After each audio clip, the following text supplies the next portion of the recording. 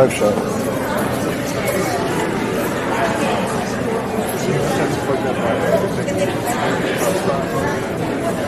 Yeah, I brought my own hotspot.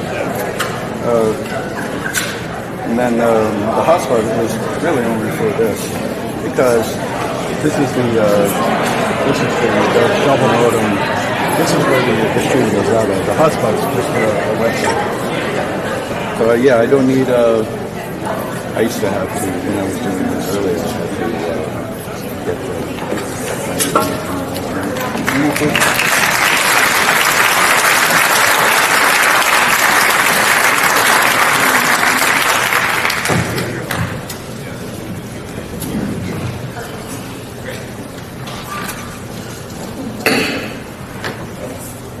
All right, good evening. My name is MD-02, District Director for Congressman Olszeski, and I'm thrilled to welcome all of you here this evening for tonight's Town Hall with Congressman Olszeski and special guests, Maryland Comptroller Brooke Lierman and Maryland Attorney General Anthony Brown.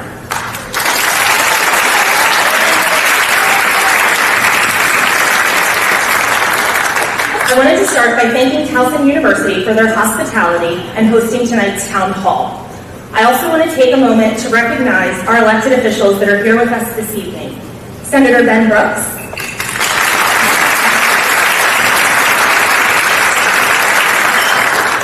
Senator Carl Jackson,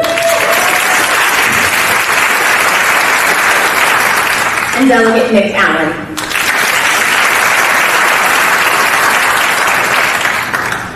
To all of our attendees, Towson University would like you to please take a moment to identify the nearest exits, just as a housekeeping reminder. Your presence shows how much you care about saving our democracy, and it is clear that Marylanders want answers.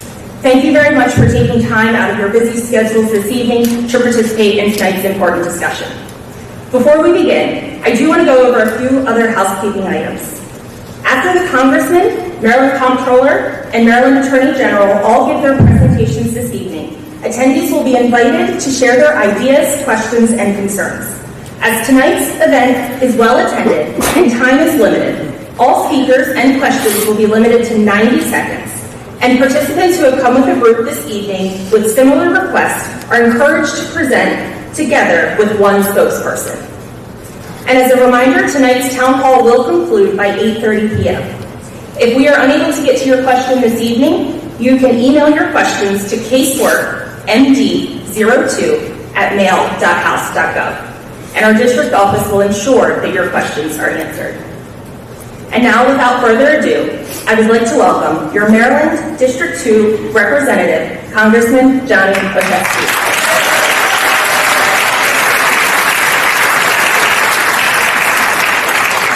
Good evening, friends. Good evening. Thank you so much for coming out tonight. I want to just, in addition to thanking Mandy Remmel and our amazing staff, both here in the district and Washington, many of whom are in the audience with you, I want to thank Towson University for being our gracious hosts tonight, lending their space, their staff, and their technology. I want to give a special thanks to two of my dear friends, our Attorney General Anthony Brown and our Comptroller Brooke Lierman. You both have been incredible partners. And as we are responding to what is truly unprecedented, I'm so fortunate to have them in this work. I was remarking to myself as I was coming in, during my time as a member of the General Assembly and as county executive, I never really paid that much attention. I was interested in what was happening at the federal government.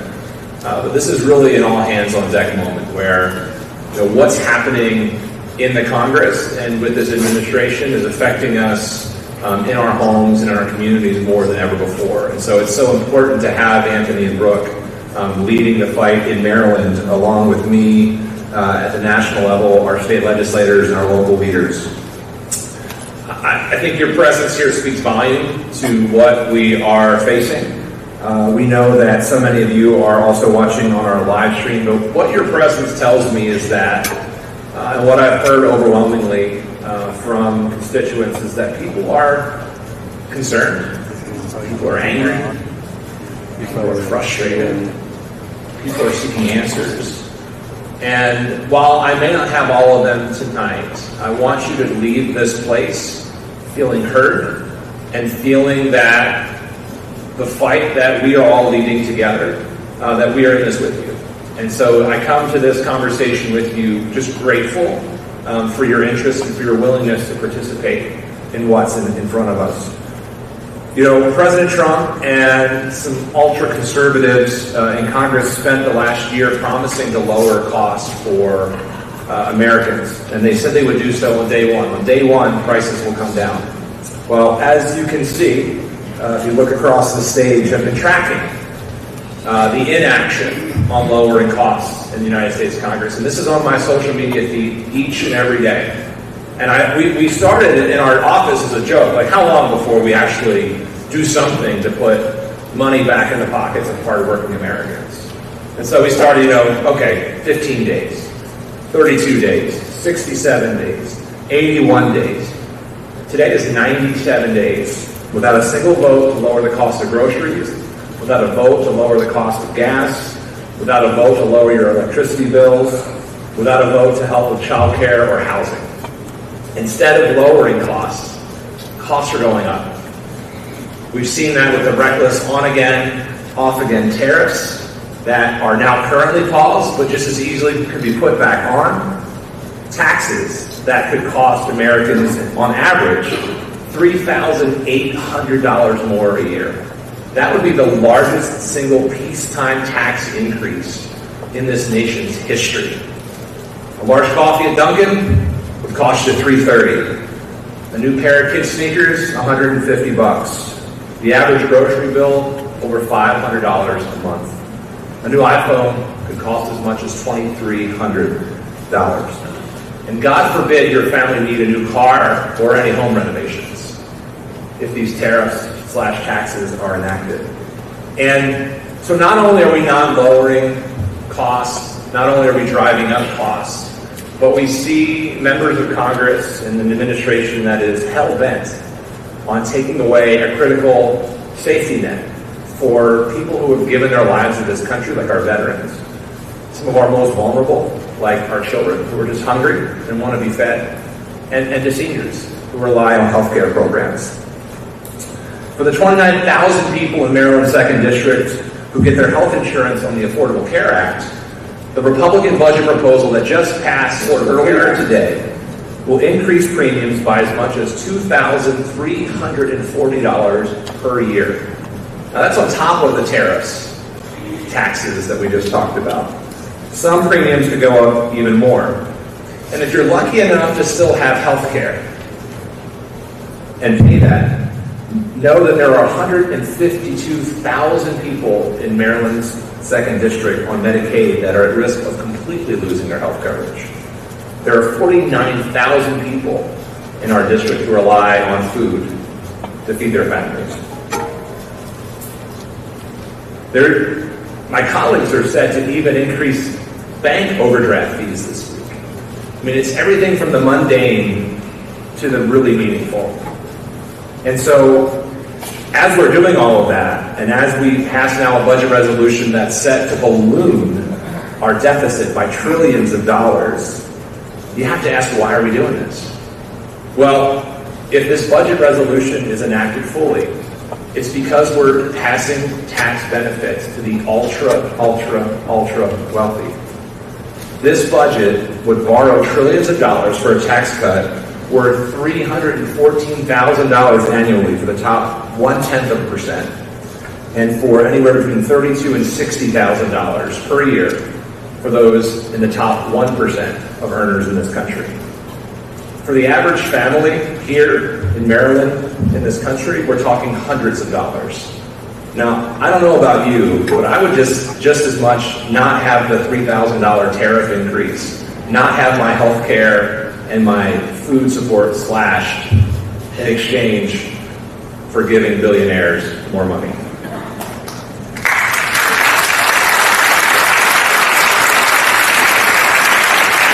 It's not what America voted for. It's not what I believe a stronger future for us is, but I believe that our future is worth fighting for. And so I'm here to say with you, I'm here to fight alongside Brooke and Anthony and each of you, so that people come first, so that Marylanders aren't asked to foot the bill of this extreme administration. And this strategy has to be an all of the above approach for us to win. That's why we're fighting in the Congress, it's why we're fighting in the courts, and it's why we're fighting in the community. And we are starting to win. We've already seen success in the courts, especially when it comes to the illegal firing of hardworking federal employees, including many of our neighbors. I know our Attorney General can talk to us about Maryland's efforts in this space. In 10 weeks, there have been 160 different lawsuits filed by Americans across the country directly challenging some of these orders. As of last week, federal judges had issued at least 57 court orders that block or pause the administration's efforts. And Brooke, I'll let you share the good news that you found on our way out here tonight. In Congress, we're calling out the House and the Senate's reckless agenda wherever we can.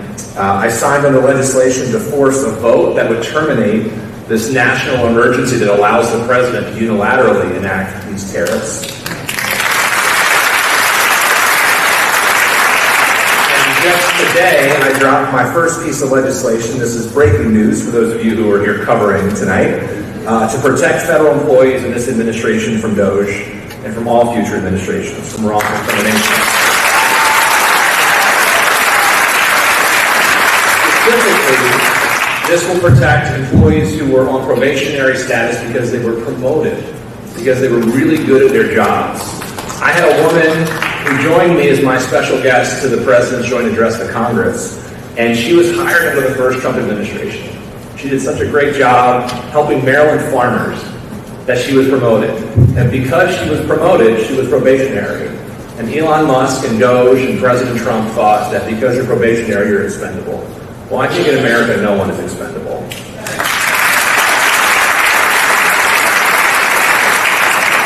But I want to be clear about our limitations.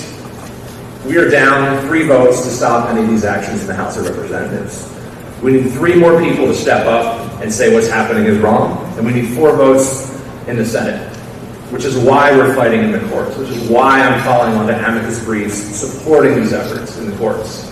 And it's also why I am so present with you and with my partners in the community, because we need to feel the heat in Congress to turn this ship around. Yeah.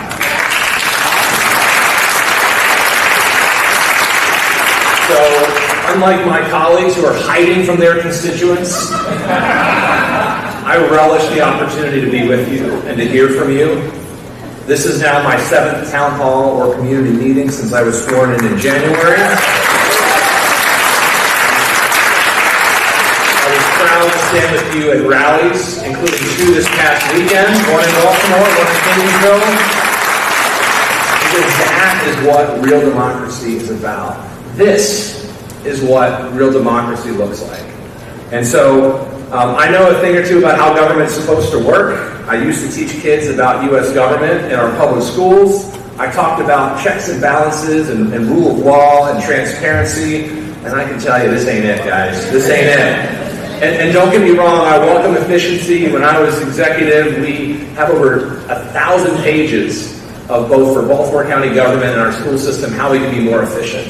We're saving millions of dollars by talking to and partnering with our employees. Efficiency isn't a scary word, but DOGE should scare the hell out of you.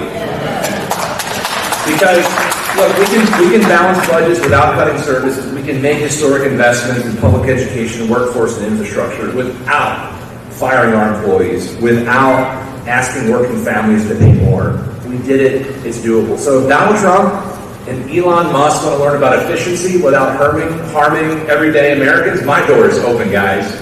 Come on in, Longworth 1339. You are welcome anytime. I want to make sure I give some opportunity for my colleagues to speak about updates on what they're doing at the state level to push back. We want to hear from you. So I'll just stop there, and I'll turn the floor first over to our outstanding Attorney General, Anthony Brown, under whose leadership Maryland has been at the forefront of challenging these actions by President Trump and DOGE's unlawful attacks on our democracy. Attorney General Brown is defending Marylanders who have been or will be harmed by federal cuts, mass layoffs, or even efforts to dismantle agencies like the Department of Education. Attorney General Brown, it is an honor to have you here. Thank you for being my friend in your work. Please welcome.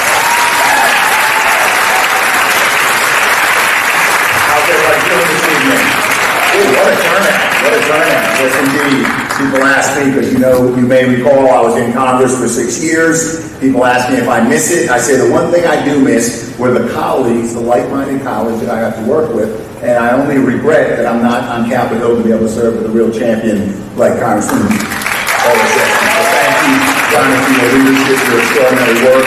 Brooke, it's great to work with you in state government again. To my extended members of the Board of Directors, the General Assembly, they give me my resources to do the job I can do with my team. Thank you very much. And to CD2, Congressional District 2, thank you.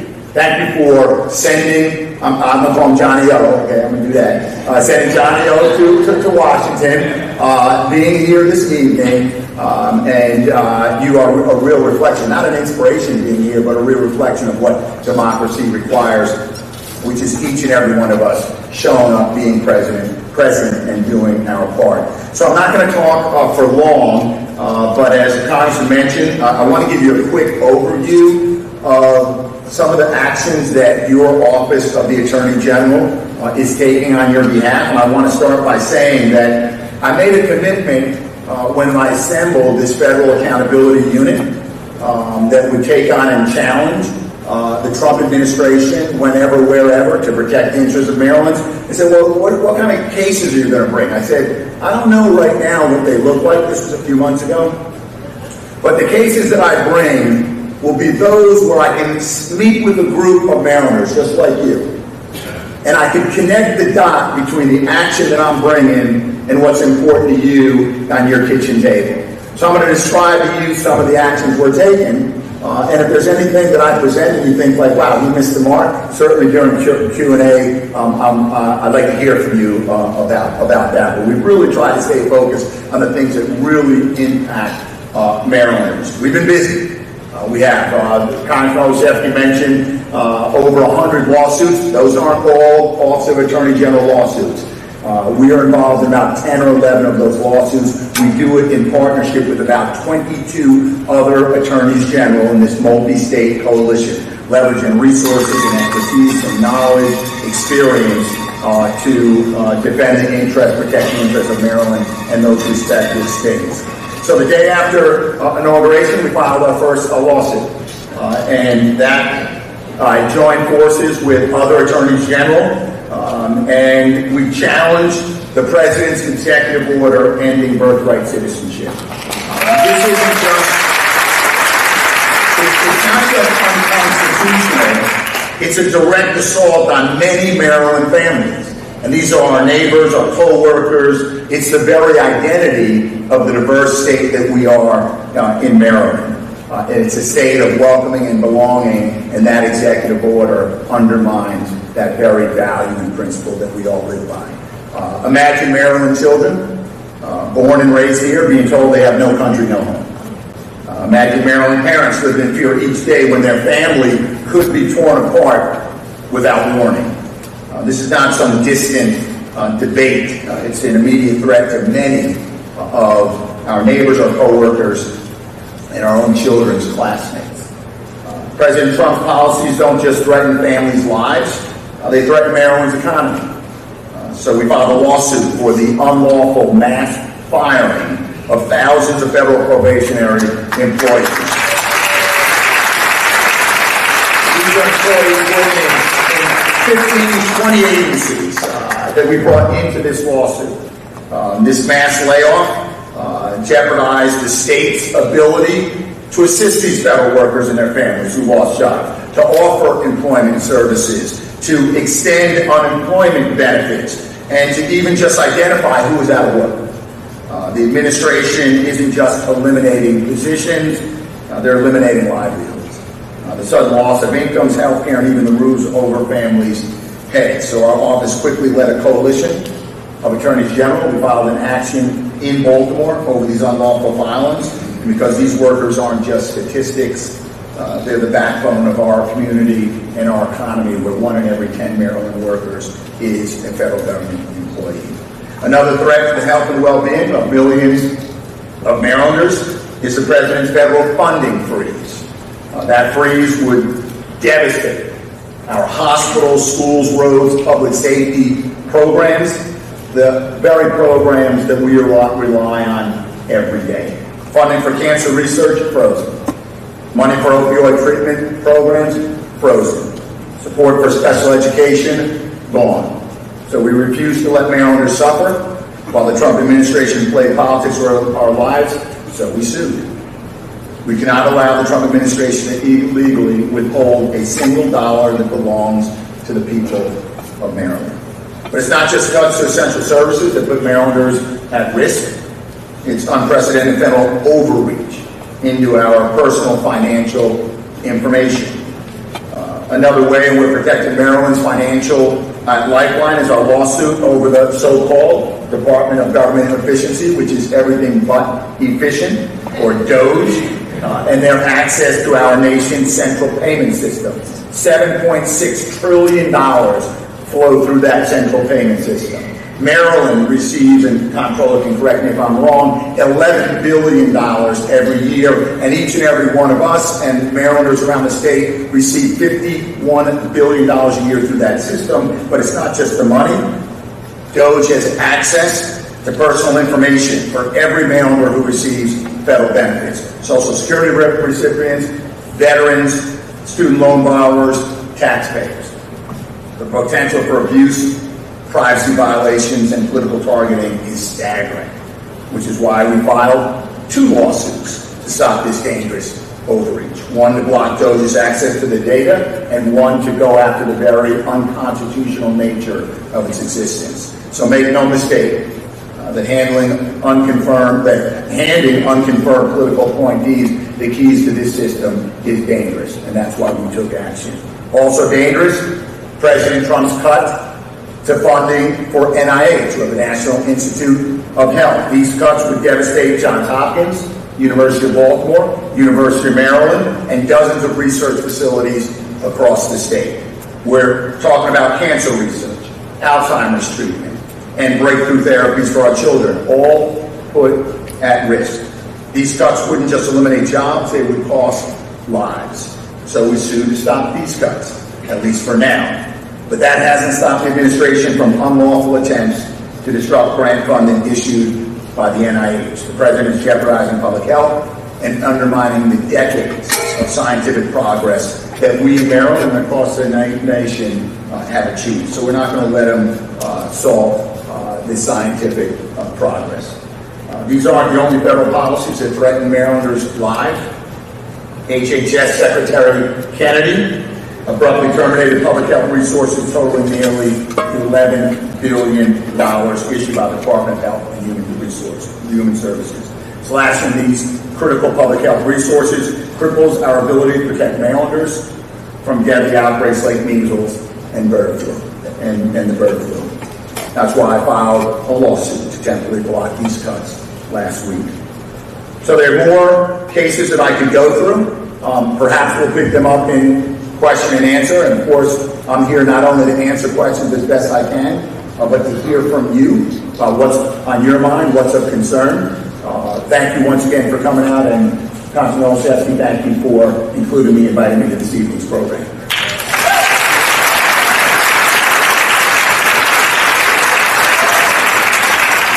Thank you, Agent Brown, and it's now my privilege and honor to welcome up an outstanding fiscal leader for our state, but someone who also cares deeply and passionately, not just about the fiscal implications, but the people behind the numbers. And so it's my privilege and honor to welcome to the stage now our Comptroller, Brooke Lierman.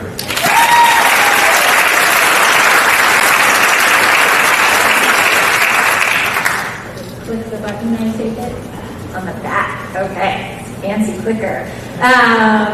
Good evening. It is such a pleasure to be here with all of you. I wish it was under different circumstances, but I am so grateful that you have taken the time to show up. A very wise man who happens to be the congressman for the 2nd District once said, every day try to do one thing. And today, I'm sure that you have done other things, but you are also doing something very important by being here. So thank you. And thank you to that Congressman for convening us here tonight. Thank you to Towson University for hosting us. And of course, thank you to my partner in state government, Attorney General Brown. I'm a former federal litigator, so I love listening to hear about all the cases that he is bringing and that he is winning on behalf of Marylanders. So,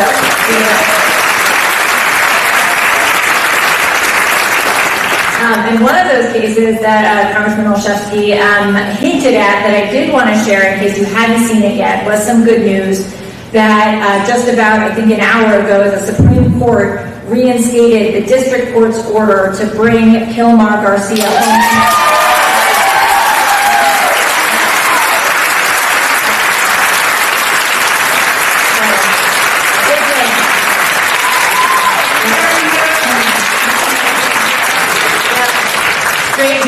And we've got to hold on to those wins. They're important.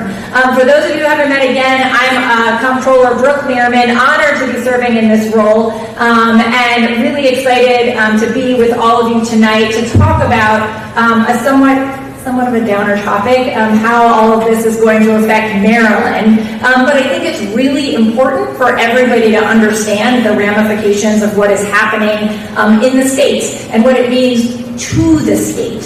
So we all are reading the stories about the lives who are being destroyed, that are being destroyed across the country, the challenges that we're seeing. And I also want to say a thank you to all of our federal workers who are here. If you are a federal worker, thank you for your service.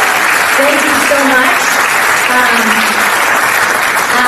But tonight what I'm going to talk about is actually about the effect of all of this to our state and to our state government. So as the Comptroller of Maryland, I'm really proud to have 1,200 team members in 12 offices across the state. Our core priorities, we are focused on making government work better, ensuring that the resources of our agency reach the people of Maryland, and ensuring that we're setting up Maryland for long-term sustainable economic success. And so as a piece of that, we take the time to study and understand the numbers of what's driving our economy. And you and I read the headlines and the stories, and then certainly there is nothing if not uncertainty out there today. So my goal is to provide some certainty about what is happening to our finances, what is happening to our economy, and how we will respond to them. And to be clear, there is an economic storm on our doorstep. Unfortunately, it will be Marylanders, our families, our communities, our businesses that are going to shoulder the burden of the consequences coming from federal government layoffs, changes in federal spending, the clawback of billions of dollars, and the shifts in how we deal with other countries, from tariffs to immigration. That's going to directly impact Maryland. So let's start talking about that. Okay. Where do I push this? Text it for? Push the right arrow?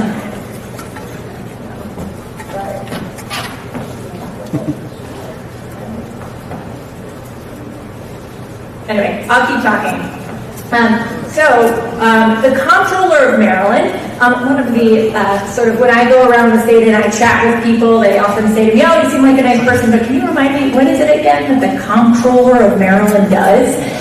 Well, I am like the elected CFO of the state of Maryland. And to be a good elected CFO, I have to understand the trends that drive our state's economy and impact the revenue that we use to fund a range of services that we rely on every day. So several years ago, for the very first time, I said, hey, we need to make sure that we understand the trends underlying our economy, and we're sharing that information with Marylanders and policymakers like the Congressman and Attorney General. So we produced the first ever report on the state of Maryland's economy.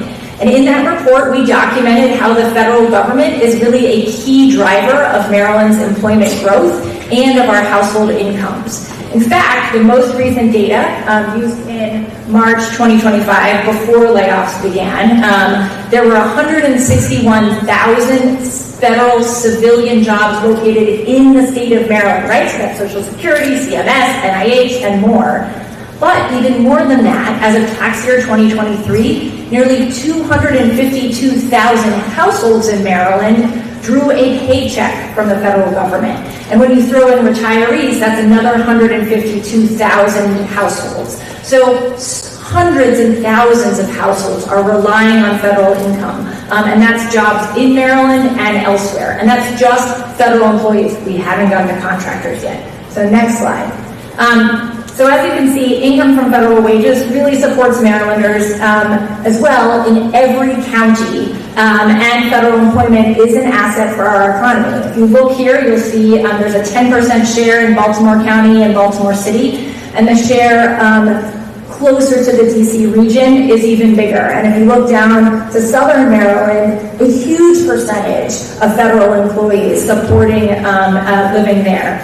Now, I also want to talk about this because sometimes people see federal employment as a liability. But look, every state has different types of jobs, different pieces of its economy, different industries. Texas had oil and gas. Maryland has a federal government. And I don't see, that's a wonderful thing because for years and years, we have been supplying services that support the rest of the nation, right? We have been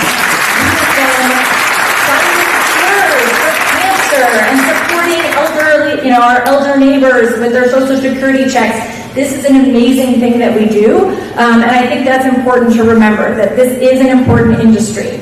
So next slide. The reality is that thousands of Marylanders are now or could soon be out of work, and that means less revenue coming into the state. Not only is that challenging for those Marylanders and those communities, it is a challenge at the state level, the macro level too. I chair something called the Board of Revenue Estimates. We meet in December, March, and September.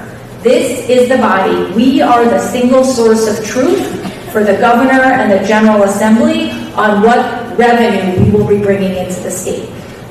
In a different parlance, we measure the purse strings, right? We tell the governor and the General Assembly what they can use to balance the budget, what they need to balance it against. And we just lowered to 2.4% the expectation that we have of what's coming in over FY25 and 26. Next slide. So, of course, there are jobs in the private sector. And one of the things that we saw in our State of the Economy report is that our private sector has actually been fairly stagnant in growth since 2017. And while the federal sector has been growing. However, so I do hope and I do believe that many federal employees, if they want, hopefully will be able to find jobs in the private sector. But even if that happens, we will still have less revenue coming into the state of Maryland because federal wages tend to be higher than those found in the private sector. So here in Maryland, the average federal civilian wage is $126,000 versus the average private wage, which is $73,000. And as you can see, that's the largest gap in our region. We're the largest gap in the region. So next slide. And in Baltimore City and Baltimore County, the average federal civilian wage is $103,000 to $120,000. And so there is a gap, as you can see. So large-scale job losses at the federal sector could really challenge the middle class in Maryland. And that comes at a challenging time as well when we're seeing higher costs due to tariffs and higher costs and challenges in the housing sector. We have a housing crisis in the state of Maryland. And so all of these things mean challenges for Marylanders. The next thing I want to talk about is how much money is coming in through grants. We see in FY24, Maryland received about $22 billion in federal funds. Through hundreds of awards to Medicaid, Medicare, foster care, FEMA, all sorts of services that support Marylanders. And of course, Attorney General Brown and other AGs have been diligent in making sure that we're fighting to preserve that funding. And for that, I am very grateful. They are having great success, and they're just going to keep fighting on behalf of our states. Next slide. So how the Trump administration engages with other countries and with foreign-born Marylanders is also extremely challenging, and it can have a chilling effect on our economy. That's the truth. Here in Maryland, we understand the value that immigrants bring to our culture, to our communities, and to our economy. We understand that diversity is not just our strength, it's our future. Immigration boosts innovation and entrepreneurship, expands our workforce, and it's advancing our state's economy. In fact, we did a report last year out of my agency on the importance of international immigration to our economy, finding that if not for increases in international migration in 2023, Maryland would have lost population for a third straight year. Immigrants are 16%, more than 16% of our population, but they're more than 20% of our workforce. So we are very lucky to have a very diverse workforce and population in Maryland, but every day there's new challenges, not just to undocumented immigrants, but to legal immigrants in this country. I know that the University of Maryland and Hopkins and others, UMBC, have already identified that several of their students have had their visas revoked and will have to return to their home countries. This is going to be extremely challenging, of course, and it's scary, and it's going to have an impact on our economy in the long run, too. And then, of course, there's tariffs, which is simply another word for taxes. They both begin with T, and they have a lot in common. President Trump's trumped-up tariffs are making everything more expensive, from cars to coffee, electronics, and even wedding dresses. I just got a notice from a store where I buy lots of my suits in Canada that I better order today because starting May 2nd, they will be a lot more expensive. Should they continue, the Tax Foundation has estimated that President Trump's reciprocal, quote, reciprocal tariffs could increase expenses by $2,100 for every American. But I don't want to end there. I want to end by reminding us that Maryland's resilience in this global storm will come from certainty and resolve in these uncertain times. Because I think that's where Maryland will shine, our resilience. While we cannot control President Trump's decisions, we can control our response. So while Trump brings chaos and uncertainty, we at the state level, we bring partnership. We bring certainty. With certainty at the state level, families and businesses can plan better, can prepare, can know that their representatives are fighting for them and have their back. Our agency will continue to be that single source of truth on economics, on revenues, on where we stand as a state, and what we need financially to endure through the next few years. In the months ahead, my office will release an in-depth analysis in partnership with the University of Maryland Robert H. Smith School of Business on the exact cost of these federal actions to our state. Because the first step to resilience and building resilience is to understand the scale of the challenge. My core life philosophy that I believe is that we all do better when we all do better. And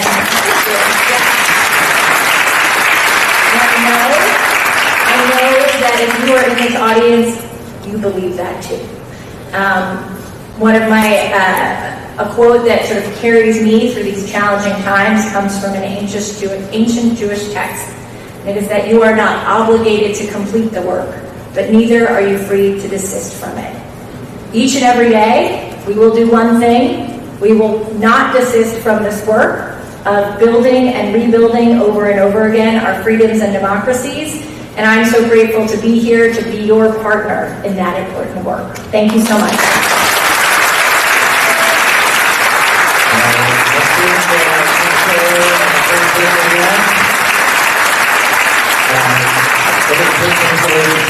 Again, we will open up the floor to all of you. We want to hear directly from you. And before we do that, also want to recognize we've also been joined by Councilman Pat Young as well. Thank you, Councilman.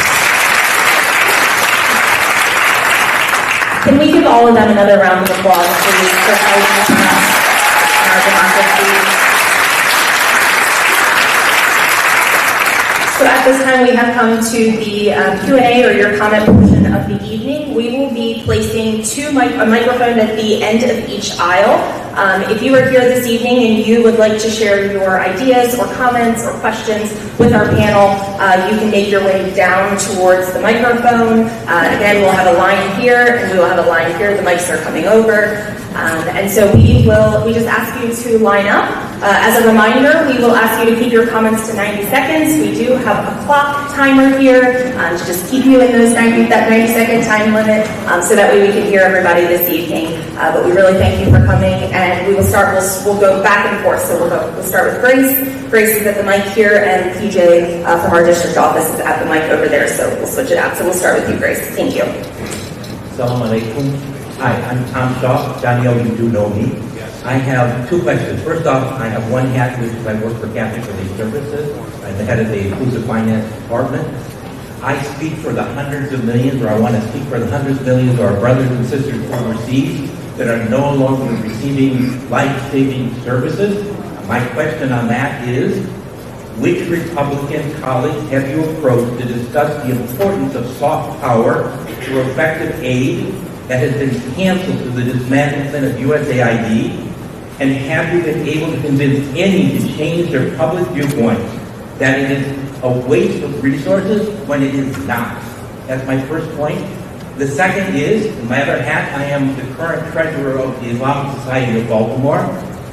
I want to ask you, for my brothers and sisters in Gaza, which Republican colleagues have you approached about a solution to getting aid back into Gaza for our starving brothers and sisters? Because since the Trump administration has come in, all aid has been cut off. People do not eat, they do not drink, they do not sleep. And that is inexcusable for us to continue to do. We're killing so many people. So those are my two questions to you, Johnny O, and welcome, because we were together on the 19th of March. Thank you. Thank you. It's good to see you again. The answer to both of your questions is I'm talking to all of my colleagues, but especially those who happen to be opposed to things like USAID and aid, whether it's in Gaza or in Africa or in Ukraine. It has been very difficult. It's been very difficult to see our turn away from the rest of the world. One of my two committee assignments is on foreign affairs. And one of the first things I did as a member of Congress almost immediately after my swearing in was I was in front of USAID with Chris Van Hollen and other lawmakers decrying what I believe is an illegal action in terms of not following federal law by the president. Every opportunity I have on the committee, I talk about how that soft power is so important, because not only in the world, because as we're withdrawing, people like the Communist Party of China is moving in. Okay, so let's not be confused about what's happening as America withdraws and we're losing that soft power and that ability to help. But we're not providing education. I'm a former committee, you know, I was a teacher, right? We're not teaching our young people in some of these conflict-ridden countries. If we're not providing education, it makes young people more likely to be radicalized, to be brought into militia and violent organizations. And so the fact that the United States is withdrawing from our aid across the world is incredibly troubling. I'm a believer in my faith that we are a brother's keeper. And so again, in Gaza and all over the world, we need to be caring for people. We need to be providing this humanitarian assistance. So thank you for raising the issue, because it is one of many, and this is all intentional. This is all about, well, if you're worried about tariffs, you're not talking about aid. If you're worried about inflation, you're not talking about the fact that I'm firing employees. If you're worried about employees, you're not worried about the fact that you get the picture. But it's so important that we are having these conversations and that we're out in the community, and that we're calling members of Congress's offices and we're posting on social media, we're sending letters. Because as I said in my remarks, we need 3 people to change their hearts. And if you know that by not doing the right thing, you're going to both be remembered by history for not doing the right thing, and you're going to lose your election anyway, I think you're a lot more likely to do the right thing. And I think people are starting to see what's happening. And because, look, veterans aren't Republicans or Democrats. People who get health care or get fed aren't Republicans or Democrats. People are understanding, I think, are starting to see this is not popular. This is not going to go over well. And that you can't just bury your head in the sand and not have a town hall and expect to get away with it. So thank you for the question. We're going to keep pushing until we find those votes to change that.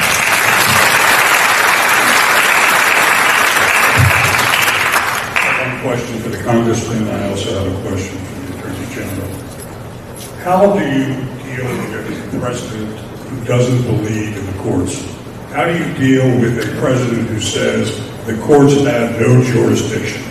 How do you deal with a president who's willing to take away the funding of seniors who have worked all of our lives, who may not get our Social Security in May? How do you deal with that? How do you deal with a president who blackmails every nation in the world to do what he says you have to do, or I cut off funds and aid to your country? How do you deal with a man like this? I'm not so sure you can deal with it in the Congress. So how do you deal with it? And to the Attorneys General more so in the state of Maryland, what are you doing specifically to address the increased crime with our juveniles? Thank you for the question. My personal care regimen is in no particular order, but usually prayer, exercise, and bourbon.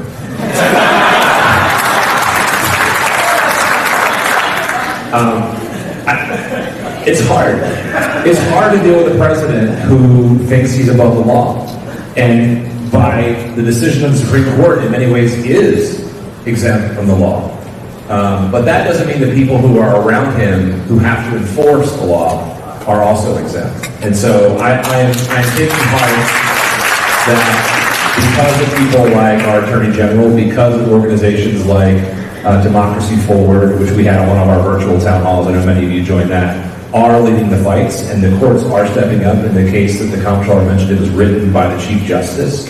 And so I will say this, I mean, we have to be prepared for all things to be on the table if the president doesn't follow the court orders, especially when they're fully adjudicated by the Supreme Court. So it's one thing to say I don't agree with a district court decision. There's an appeal process, but I think my red line, candidly, is if you are ignoring a court order by the Supreme Court. So it remains to be seen what's going to happen now that this has come out. But and what do you do if he decides he's not going to go along with the United States Supreme Court? You have an Attorney General of the United States who has said that the courts have no jurisdiction in any of these cases. This is why we're also fighting in the Congress and in the community, because we're going to have the community demand that the president follow the action. And I need to find, whether it's to pass a bill or, look, all options. And when I say all options for me, all options on the table. But for me, it is pretty awful to be a president who believes that you are literally not obligated to follow a law of Congress and a Supreme Court decision. And so if that means that we need to remove the president, Congress has the authority. So but again, that's why it has to be all of the above. We can't rely on, I don't just rely on, it's not just us pushing it on you all, although you guys have an important role. There's a lot of power in this room. There's a lot of power in this room. But you need to know that I'm going to do my part, and that the Attorney General is doing his part, and that the organizations, but it's got to be all, because if it doesn't all work together, it's not going to work. And so it's hard, and I hope that you understand what I'm trying to say, is that we have to pursue all of those things collectively, because they only work in concert with each other. I only get those 3 votes because they feel the pressure at home, because they see the court decisions that are coming in the favor and says, this is actually wrong. It all is the bigger narrative of who we really are as a people, and it's being written as we speak. I mean, it is being written as we speak, where, again, people are going to have to ask themselves, where do I want to land in the history books? And this is like not cute, or, you know, there are important issues that have been throughout my career that I've been proud to be part of, but I think that these issues are so fundamental to who we are as a people that it's going to be one thing every day, but in all those places. So I hope that gives you some answer. I'm happy to talk more. And then I did get a question for the Attorney General as well.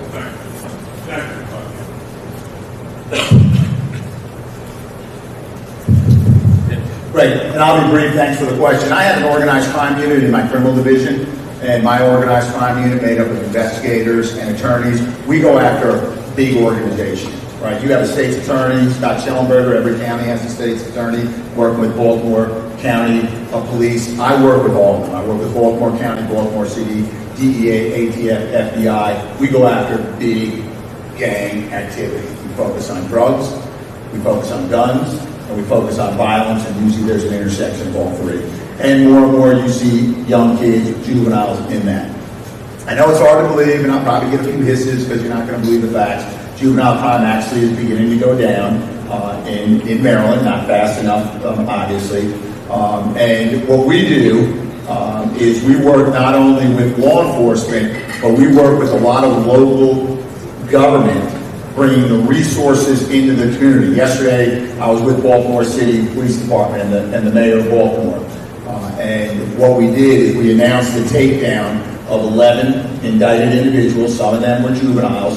But what we also talked about is, because when we're removing those elements, right, that are providing fentanyl and other drugs into the community, there are members of the community who are relying on them for services, right, where they get their fix, their fentanyl, their opioids. So we're not only taking down those elements, but we're bringing in the services for those who rely on them, and we're also offering those that are involved in violence an option, right, an option. You can either sign up for this program, we'll get you services, we'll get you on the right path, or not. And if you choose not to and you engage in violence, they're going to come after you hard. And again, the numbers are going down, not fast enough, but these are some of the things that my organized crime unit is doing, Baltimore City, Baltimore County, and around the state. You really got to talk to the state's attorney on that, because I can tell you right now, the juveniles that I'm taking down, they're not going home. Like I said, I focus on the big ones. Okay, they're not. So I mean, and I'm not punting to the state's attorney, because I'll tell you right now, your state's attorneys around the state, they are working hard. The volume is great, the resources are limited, and it's not just the state's attorneys, it's what's happening in the Department of Juvenile Services. The governor is working with the General Assembly to reform juvenile services, to get them up to speed so that they can do what they need to do. There's a big debate, do you prosecute kids as adults or juveniles? And here's the takeaway. A lot of people say, hey, let's prosecute juveniles as adults. Here's the deal. You prosecute juveniles as adults, 80% of them go home. They're not going to be convicted. And when you prosecute them as adults and not as juveniles, they don't get the services of the Department of Juvenile Services. So you prosecuted them as an adult, unsuccessfully, and they're going back home, back into the community with zero services. So there are arguments on both sides of whether you should treat children like children, prosecute them as juveniles, or prosecute them as adults. But the bottom line is we've got to improve the Department of Juvenile Services so it can really be there for these young people. Thank you.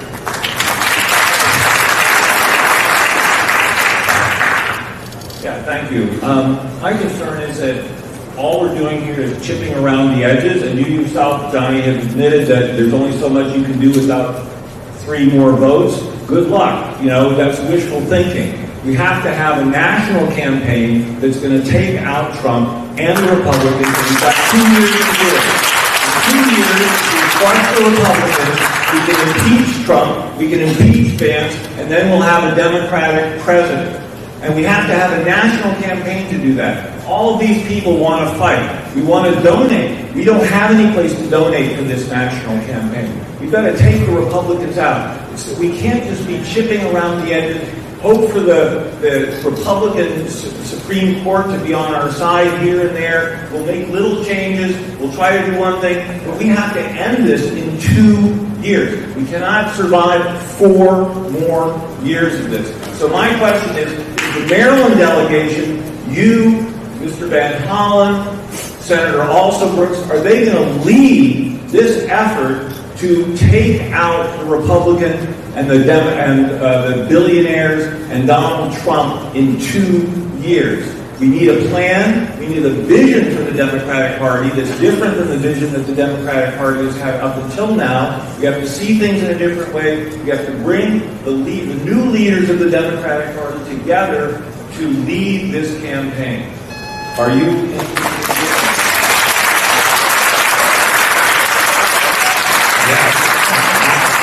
I'm going to do whatever it takes now, tomorrow, and in 2 years to make sure that there are 3 votes plus to turn around what's happening. So we're going to do everything. I'm going to do everything in my power today to stop what's happening.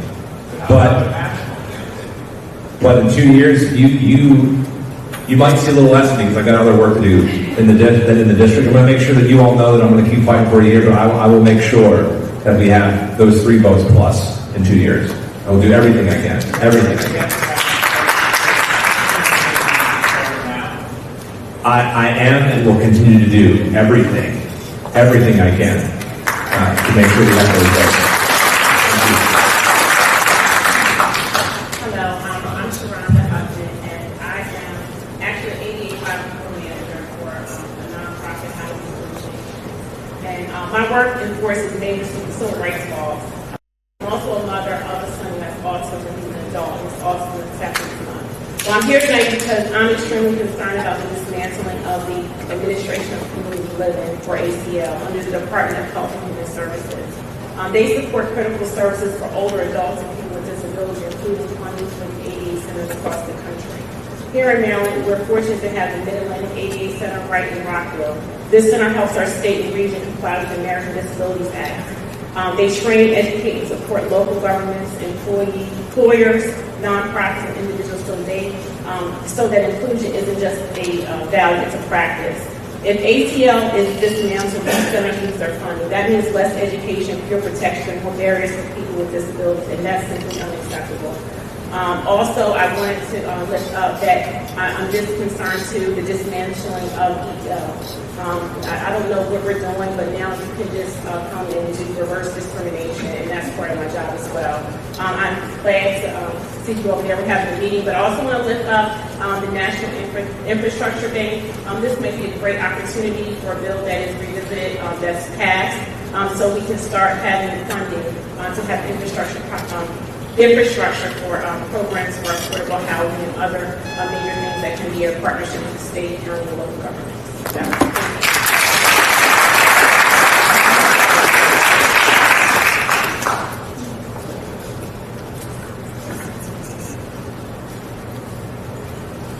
Good evening.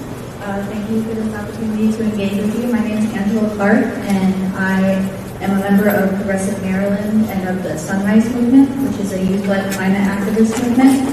I'm here on behalf of the Sunrise Baltimore Hub as part of our People vs. Billionaires campaign to make polluters pay. So we keep hearing that Democrats are using every tool at their disposal to stop Trump and his billionaire friends from turning America into an oligarchy. But so far, the boldest moves we've seen are a filibuster, matching outfits, and folding on the budget with no pressure. Meanwhile, fossil fuel giants and other powerful industries keep pouring money into politics, blocking real progress in climate action, and buying off both parties. So my question is, will you commit to rejecting donations from fossil fuel companies, big pharma, and other industries with a history of regulatory capture? And beyond symbolic gestures, what concrete steps will you take to stop this corporate takeover and fight for a future that puts people and the planet first? Thank you. Well, thank you for the work that you do. The fight is as important now as ever. We as a party have to be better. And I had the privilege and honor of thanking Senator Booker. Both gave a little fist bump on the floor. And I had a chance to thank him in the hearing for his courage, because it took a lot. And I will say that his actions, perhaps more than anything we've done to date, drew the attention of the American people. And we need that kind of selfless, centered leadership moving forward. As it relates to sort of all things campaign finance, let me tell you what I believe, because I tried to exhibit that as county executive. I was proud that we created the first ever public financing of elections in Baltimore County's history, which will take place in the upcoming election cycle for the first time in our history, because I do believe that it not only creates more opportunities for candidates of color and women and non-traditional candidates to have access, it levels the playing field. And so I'm excited to see the council enact that this cycle. I would love to see the federal government create that same opportunity, so that we can take all of the special interests out of the equation. I also think the other major challenge to our democracy is Citizens United. We have to overturn that court ruling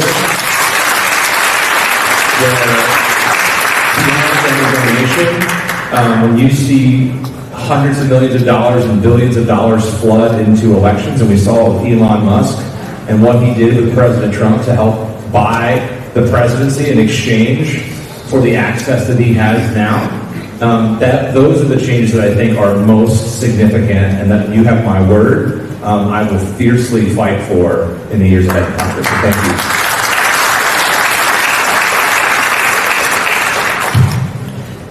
Thank you for the opportunity to speak. My name is Bruce McCubbin. I live in Towson. I have two grandsons, 7 and 4, who also live in the district. My wife and I and their parents are trying to teach them what it means to live in a representative democracy. Lately, I've been telling them the story, Hans Christian Andersen's The Emperor's New Clothes. I know you know the story. If somebody doesn't, two con men come to an emperor one day, and the emperor loves gaudy, elaborate outfits. And they say they will make him the most elaborate outfit ever, but only it can be seen by people who are not ignorant or stupid. I'll let that sink in. If you're not ignorant or stupid, you can see it. Everybody else can't. Lots of officials, including the emperor's aides, and the emperor himself visit the convent to watch them making this suit of nothing. And then eventually it's finished, and the emperor is helped to dress in it, and goes marching down the street until a little kid, maybe the age of one of my grandsons, says, "He's naked, Mommy!" I feel like that's where we are today, Congressman. I feel like that we are not in an area where we're effectively fighting. I don't think anybody in Washington is willing to shout out consistently, loudly, rudely, insistently that we as a nation are on the wrong trajectory. I see non-Republican leadership I don't see any non-Republican leadership being effective in challenging the Republicans and their countless legal and unconstitutional assaults on what it means to be an American. We're being polite. They aren't. Furthermore, nobody is saying or communicating a strategy to fight this battle. Now, I noticed that much of the Republican support comes from folks who have been economically left aside. They've been left behind when industries moved out. The industrial base declined. And they're scared. I understand that. They went to somebody who promised them a beautiful set of clothes that doesn't exist. So what I'm saying to you, sir, as a son of Dundalk, as somebody who comes from a blue-collar area, I think, and also more centrist and not as radical, you have, sir, the ability to appeal to these folks and bring it back towards normalcy. And I implore you, please consider to do that. Step up. It won't be comfortable. But don't be afraid to rabble-rouse every day, every hour. Get in people's faces. You've got an opportunity to make a difference. You took an oath to protect and defend the Constitution of the United States as a retired federal employee. So did I. I take that seriously. And I'm only asking that we do that for our grandchildren and their grandchildren. Thank you.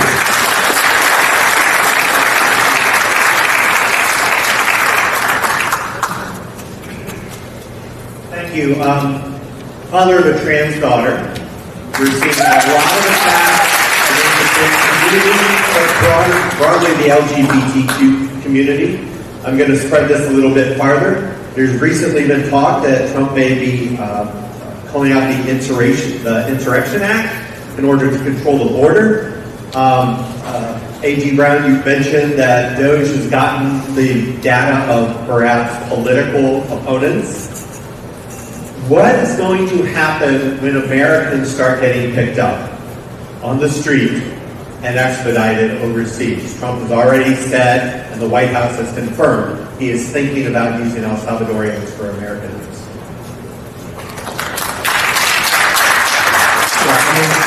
Well, I think that we're going to bring the legal actions, either the state or civil society organizations, ACLU and others. You heard earlier this evening about a success story at the Supreme Court. I know a lot of us have our concerns and doubts about this conservative court, but the one thing I will say is A lot of those conservative principles are really, some of them that you often hear conservative jurists espouse are the very principles that we're going to rely on, like, original interpretation of the Constitution, the role of Congress, the role of the courts, the power of appropriation and things like that, separation of powers, federalism, and we're going to rely on that, and we're going to get some wins even from this Supreme Court.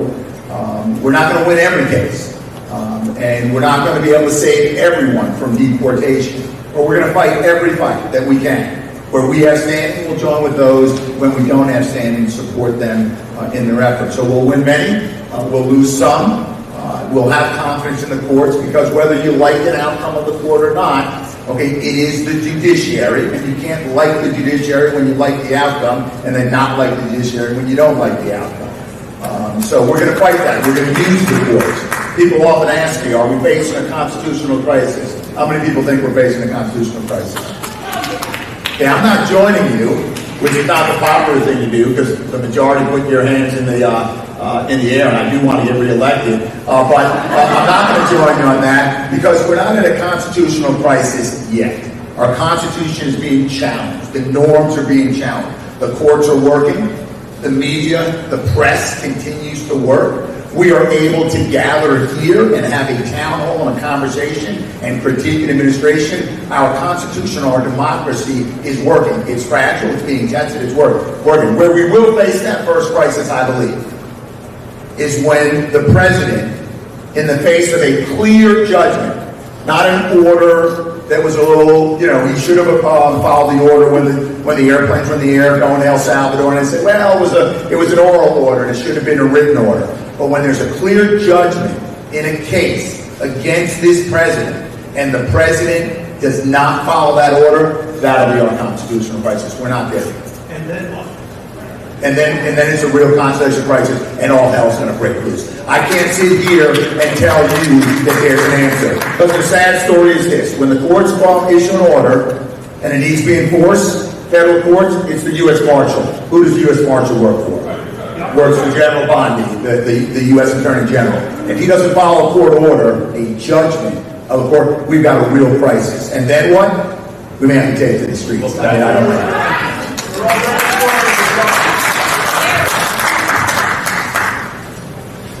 Hi everybody, my name is Diana. With a little name circle, that's what's on my birth certificate.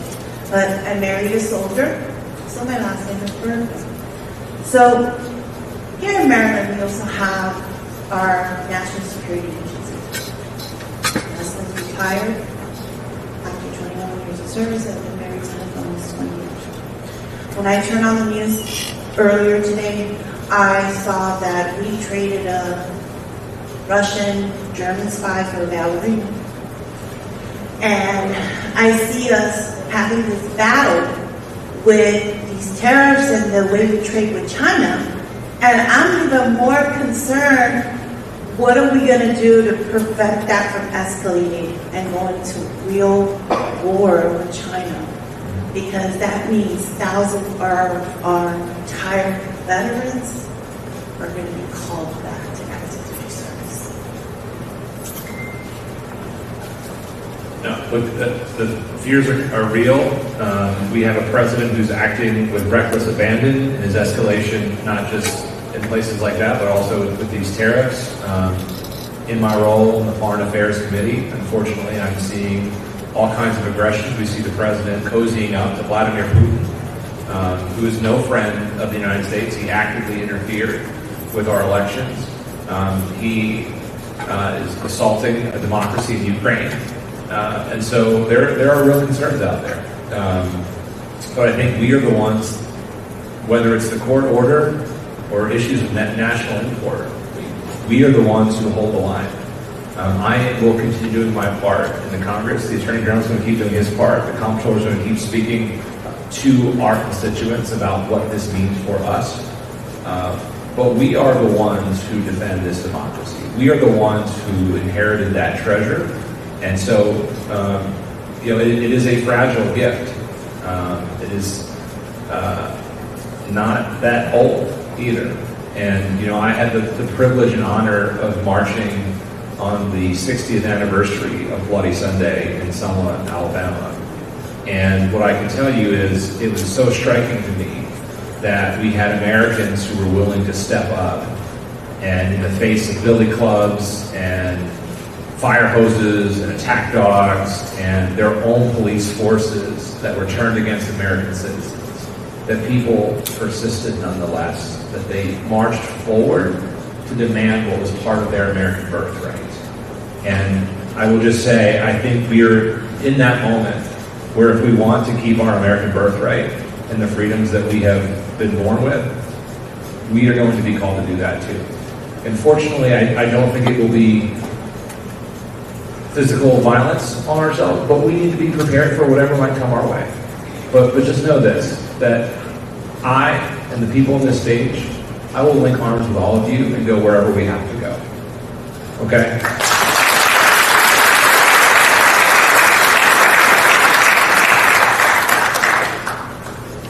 Hello everyone, my name is Jonathan and I don't have any questions, I just have a comment. I wear two hats, working class, and I'm also a policy student, so I do understand navigating through ambiguity and confusion and uncertainty. It's really hard to articulate to an audience, and I just want to commend you because like you said, it's hard to come up to your constituents when you don't have all the answers and really like show face, because a lot of our leaders can barely do that, can barely show their face, you know what I'm saying? So I really do tip my hat off to you, Congressman Jonio, and all the other executives here. I just want to say that me, like my lived experience, me being a openly gay black man and proud to be it, and also educated and all of these things, I just think leaders who actually lead with particularly integrity. You don't see that. As a leader, you are supposed to not lean on your own prisms and your own perceptions. You're supposed to expand your mind. You're supposed to do all of these beautiful things that are not being done at the national level. So with that being said, I'm very passionate, as you all can see, but I tip my hat off to you all. I wish you all the best in this fight, and I know that we can win. My favorite saying is, all things done in the dark will come to light eventually, and those who really rule in the best interest, the right side will always win. That is my sentiment.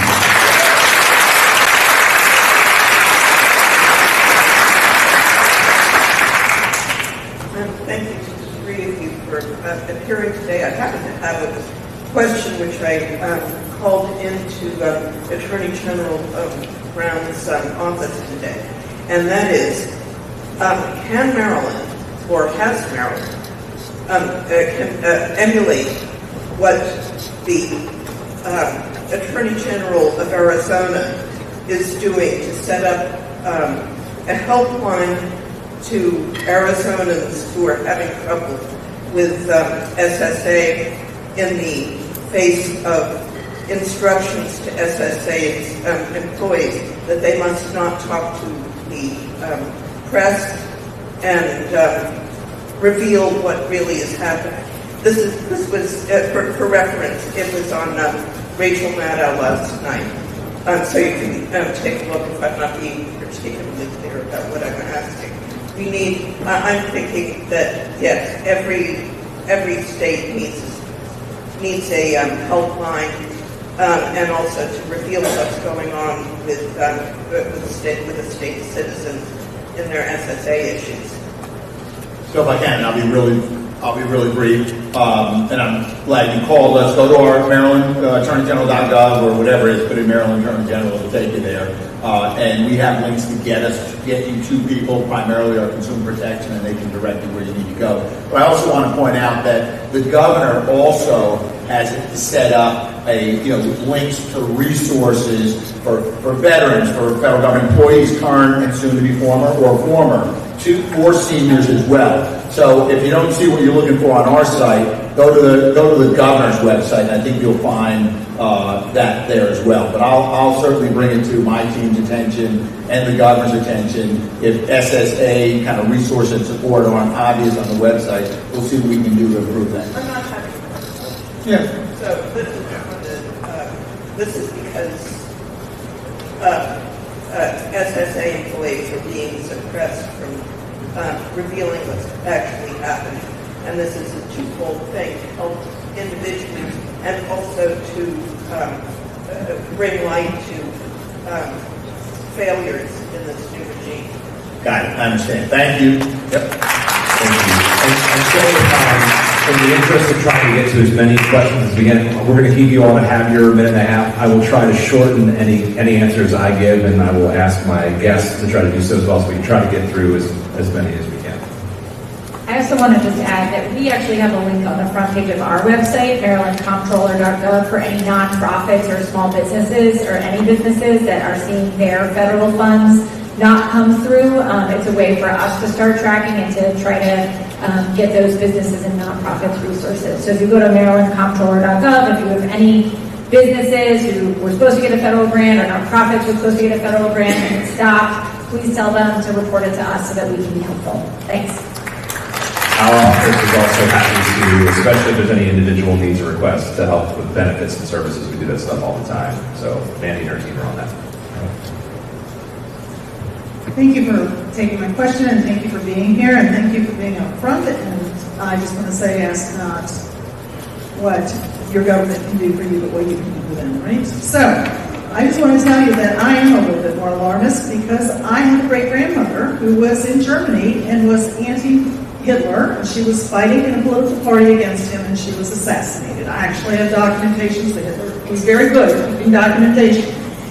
And I think that was the first thing he did. He went after anybody who was fighting him. And I don't think, he's doing what he's doing, and I'm sorry. I think it's coming. And I think that we have to be on fire now, because once those things start happening, and they are, then we're in trouble. And the thing I want to ask you about, I want to ask an offer for you.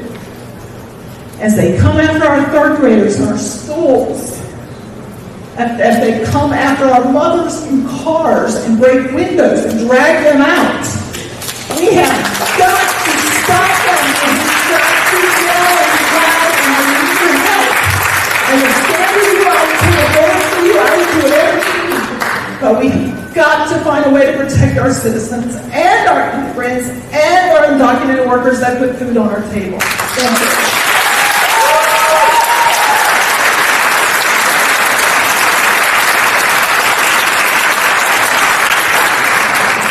Hi, I'm a Baltimore City resident and a Maryland State resident, and I'm very grateful that you guys are representing us in the federal government and taking time out with us.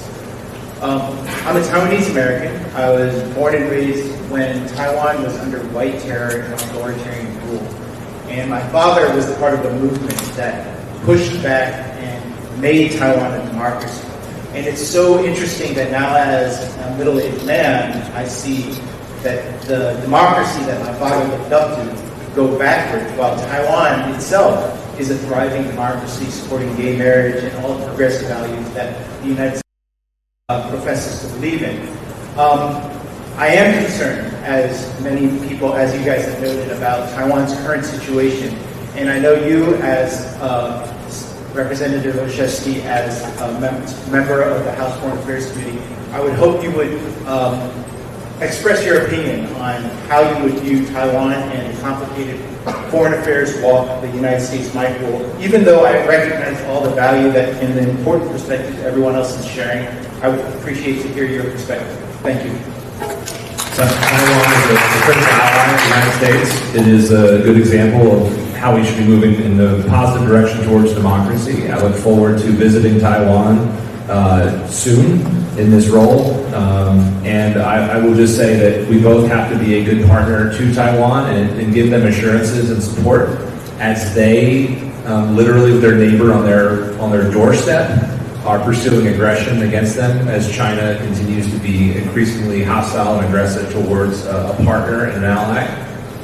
We need to be prepared to help them in their time of need, but we also need to be setting a good example, which we're not doing now in terms of our own democratic practices.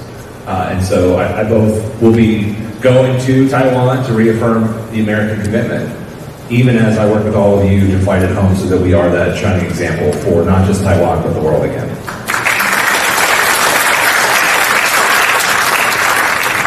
Hello, this is Mrs. for the panel. My name is Leon D. Johnson II from Baltimore County NAACP. and my question is immigration. Ms. Brooke, you mentioned that immigration sometimes catches students and send them back home. What about ripping apart their families? Okay, the young lady over here mentioned veterans being reactivated. That happened to me. After 9/11, I had a great civilian life. I was reactivated in 2005 to go overseas. I've only been home for a year now. You spend your life in Iraq, Afghanistan, DMZ, Korea, and doing everything else. But when you bring your family back to America, immigration says, thank you for your service, but your family has to go back home. I'm currently facing that issue. I've already told your office to help me with that issue. What are we doing with immigration? And please don't say it's hard. Try being a comment. That is hard. We need to put a stop to this.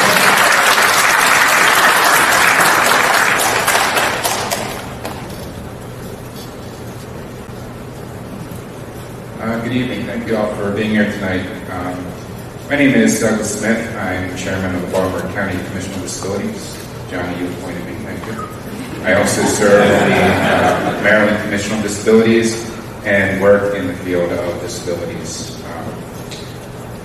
The president got our community's attention when he suggested that hires of people with significant disabilities are the issues at the airports, when really we're the ones cleaning the toilets under Ability One programs and things like that. Slashes to the Department of Education, Social Security, and Medicaid are clearly targeted to our most vulnerable citizens, including those with disabilities. My comment today or suggestion is to engage with us. We are loud. We may have perceived mobility issues, but we mobilize very quickly. I'm sure all of you saw that recently when there were proposed budget of the Developmental Disability Administration, and we showed up in force. So, just extending an invitation, reach out, lead us, we'll follow up those capital steps.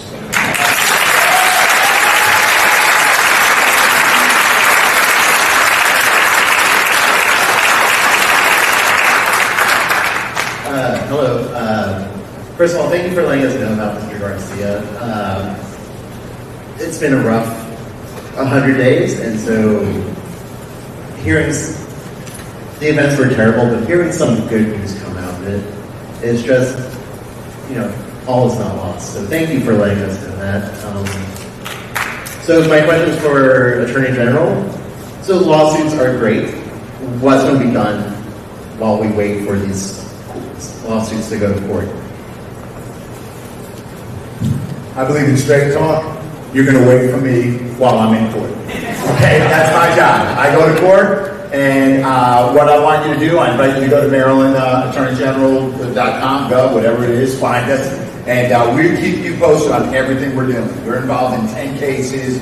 Each one of those cases has, multiple moving parts, enforcement orders, temporary orders, permanent orders, compelling a certain thing. So we're not waiting, right? We are actively engaged every day. We wake up in the Office of the Attorney General, and perhaps many of you do as well, as if every day there's a natural disaster. That's the sense of urgency we have.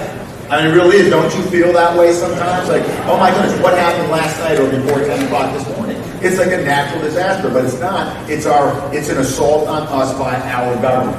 So I'm not sure who's waiting to do what, but we're not waiting. So we're in court. We're going to get results. We're going to move forward. We're going to have setbacks. We're going to keep moving forward and have setbacks. What you can do, though, is you can be at community events like this. You're engaging your member of Congress, letting him or her, him in this case, know, hey, what's important to us? What do we think you ought to be doing?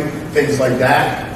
If you were down in Annapolis during the legislative session, engage in the legislature as they're figuring out the response to the assault from Washington. So you can be engaged and not have to wait around while my team and I are doing our thing. Great, thank you. Let me just add to that. When my team picks up the phone call, the first thing we want to know is how we can help you, what your issue is. So if you were calling, say, any member of Congress, right, you can tell them what you're concerned about, what you're passionate about. They might then find out that you're not a constituent and it may not carry as much weight, but hearing from you is important. You may have, let's say, a family member or a friend who lives on, I don't know, the Eastern Shore. So, I don't know if you live sure properly. Make sure you tell them how this is affecting you and your family, how it's affecting their family, so they too are calling their member of Congress, or maybe there's a representative in, I don't know, Iowa that you have family members out. I mean, there's so much power in this room that even as we let the Attorney General do his job, we can be doing stuff too. So let's not forget that. I want to underscore what the Congressman just said and the Attorney General, because I think it's really important for us to remember that each of us can do what we can with what we have where we are each day. Everybody has a role to play in this, and that role may change based on where you are each day or each week or each month, but maybe one day or 1 week it's digging in with your community group because there's a challenge that's come up. Maybe it's related to the federal government, maybe it's not. But we have to keep moving in every single sphere of our civic life. You know, last week, I think I felt a shift, right? Both with Cory Booker standing up, because I was seeing it on every single social media platform. It was on every news station, and then the marches, right? And we started seeing a big shift, and the energy level changed, right? And so I just think it's so important that we're in court. It's so important we have the information that we need to do this. It's so important that we have amazing representation at our federal level, and that Johnny is trying to work with Republicans there too. It's also so important that you keep digging in at the community level and keep showing up at protests and rallies and elsewhere, and sharing with others in Maryland, across the country, what this means to you. So thank you for continuing to do that. It matters.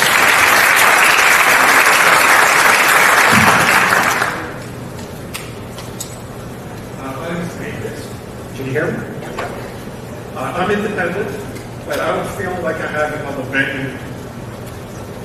In this blizzard of situations we're dealing with, there's one that has stuck to me the most. And before I go to that, thank you for your comments on diversity. I appreciate that.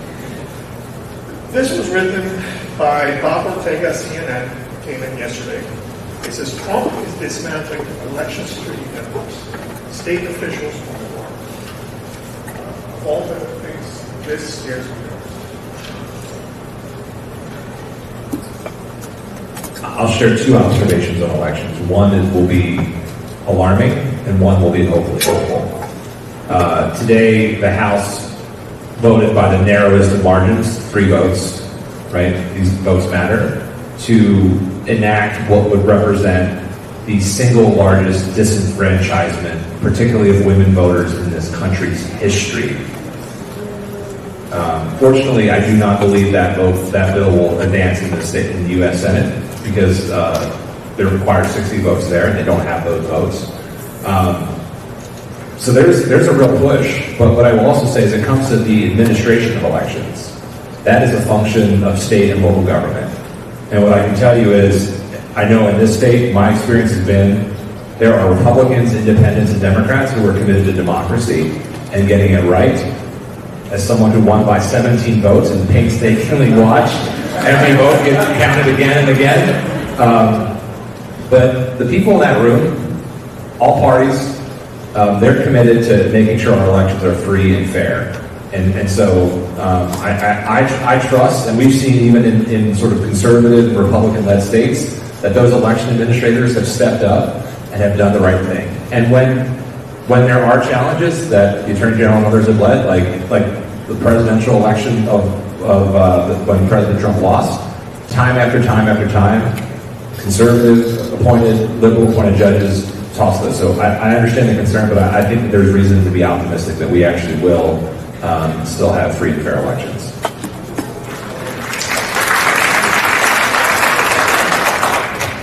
Hi, I'm Rosemary, a 17-year-old high school student at a Catholic school in Baltimore.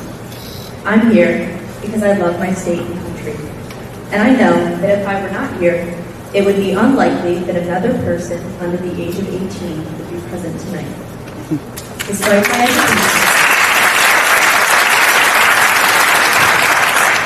Despite my education and my school's desire to teach equity, inclusion, nonviolence, and current global events such as Yemen and Taiwan and Gaza and Ukraine, I see very few people out in spaces like this as young as I am. I myself wouldn't be here if it weren't for my mother.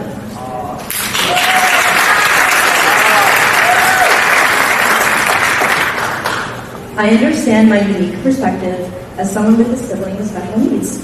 Therefore, I'm constantly aware of how legislation impacts my family and those in similar situations. However, I would like to know what you are doing for people my age to do what I need to do to express my right to free speech and my sister's right to live as a free American, as a disabled American, and for my friends to not be sent back to where they came from, to have an education as an American. Thank you.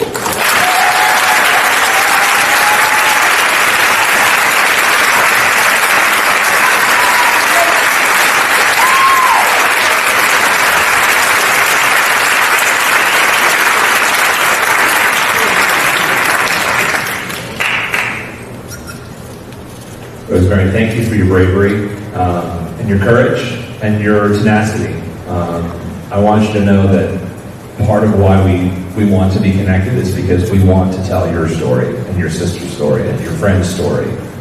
We want to amplify those voices because that's the only way that we change those hearts. That's how I get those three. That's how I go back to Dundalk, which is not exactly a liberal bastion or a Democratic bastion, but they're hardworking people. And if you look them in the eye and not scream at, but if you speak truth with love and you really connect them to my 9-year-old little girl who's in school with their 9-year-old little boy and girl and talk about what we're trying to preserve together, that's how we get those hearts changed. That's how we change what happens in 2026. It's how I convince people here and hopefully in the Congress. I don't take the obligation lightly. I know that Brooke does, and I know that Anthony doesn't. But we have an obligation to do everything we can to lift up what you share with us tonight. And so thank you again for your courage, and thank you for being here. We really appreciate you.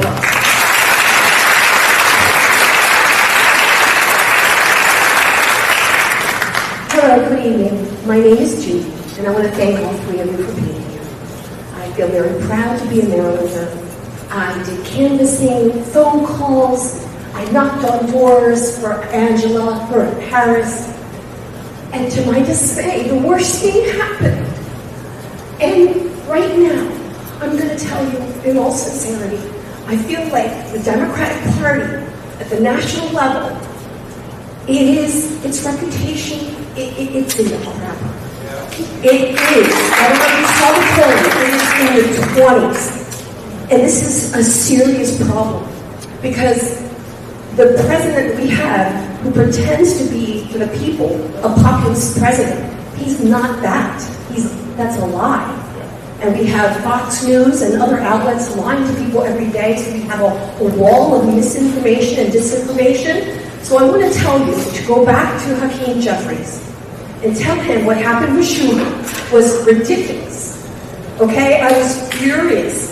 We cannot have politics from the 80s and 90s. We need bold, we need strong.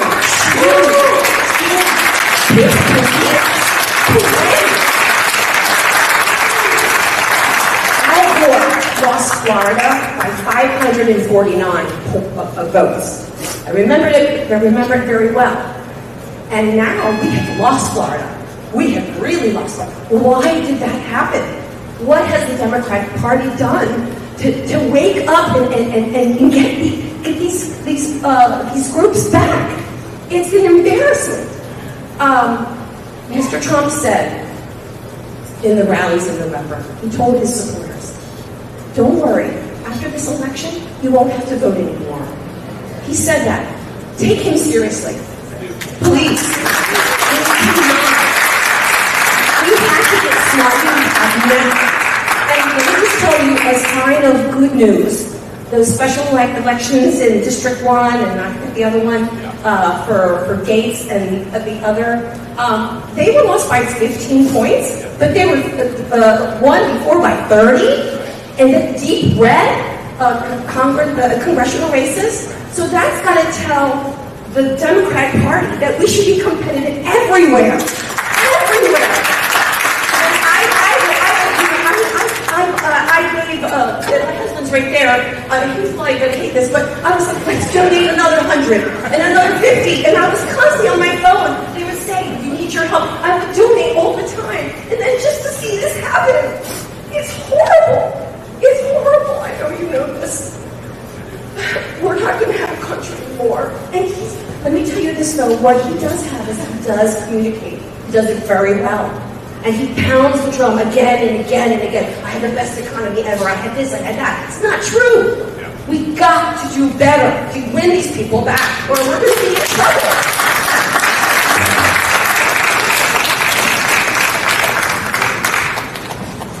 Messaging for the Democratic Party is more than problematic.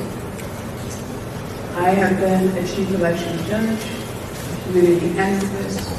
I work in the school system. I am looking for someone in the Democratic Party on the local level to coalesce all of our groups. When I look in this room, I see a whole mass of different groups of people. But are we being pulled together to move forward together? I don't hear it, okay? And I did do the Social Security rally. That was because Ann Long sent me an email. Otherwise, what would I have been doing last week? To move us, and I say us, forward, because we're all in the same boat. Okay? So, like the young lady just got finished saying, the Democratic Party is remiss that we're missing an opportunity. We can help everyone in this country to move forward, but we need some guidance, okay? From the local level on up. I think that's where we'll need to be working, because Ms. Harris should not have lost that election.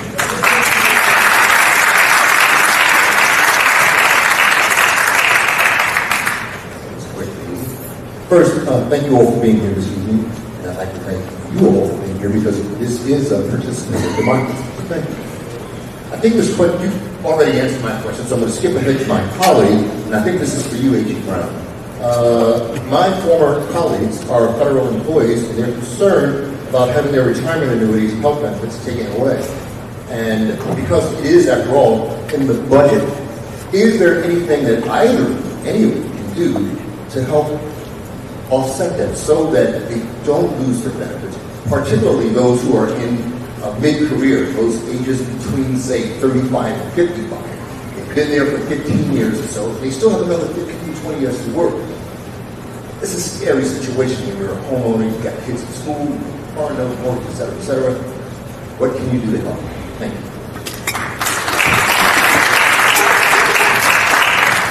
The most responsible thing I can do as a lawyer is really to advise federal government employees, either current, recently terminated. You've got to consult with your labor union. Even if you're not a member of the union, the union will provide resources for you to walk you through your post-employment benefits. And for me to sit on stage and try to advise federal government employees on federal retirement law and personnel law, that would be irresponsible for me. I would recommend that you suggest to your friends, colleagues, family members who are federal government employees, and for the rest of you, touch base with the labor, whether it's AFGE, AFSCME, NTU, all the alphabet labor organizations. And of course, as Congressman Olszeski mentioned, he's got a constituent team, and they can assist you as well.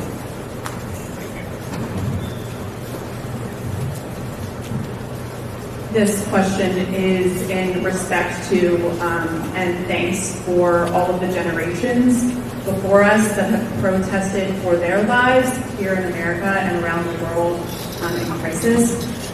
And we are in a constitutional crisis right now. My representative, Johnny O, was just standing beside me in Baltimore on Saturday protesting the same. So I want to hear about that. This is a constitutional crisis that we are in right now. I want to ask you all, do you commit public resources to those out there in the streets, those millions of people out in the streets from this weekend, to providing public resources for them to do this necessary work?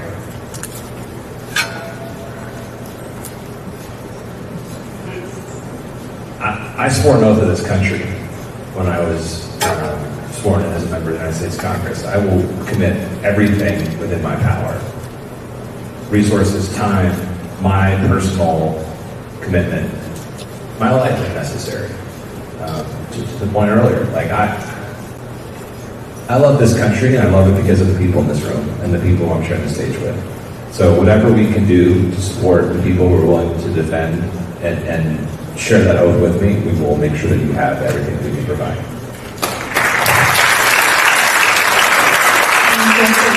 There are many of us that will volunteer as tribute to get a rest with you if that day comes.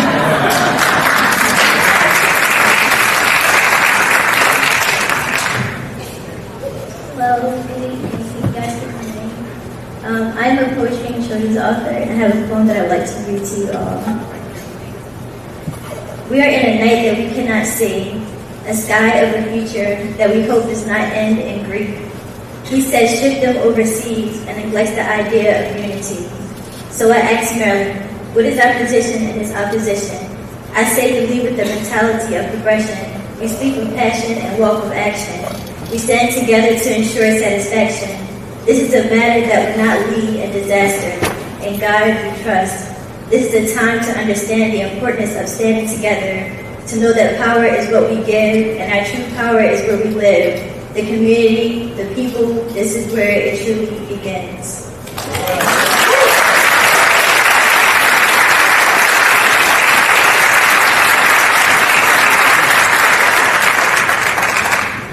Would you be willing to share that and let us push that out to, we post that as a follow-up tonight? Thank you. Appreciate you sharing.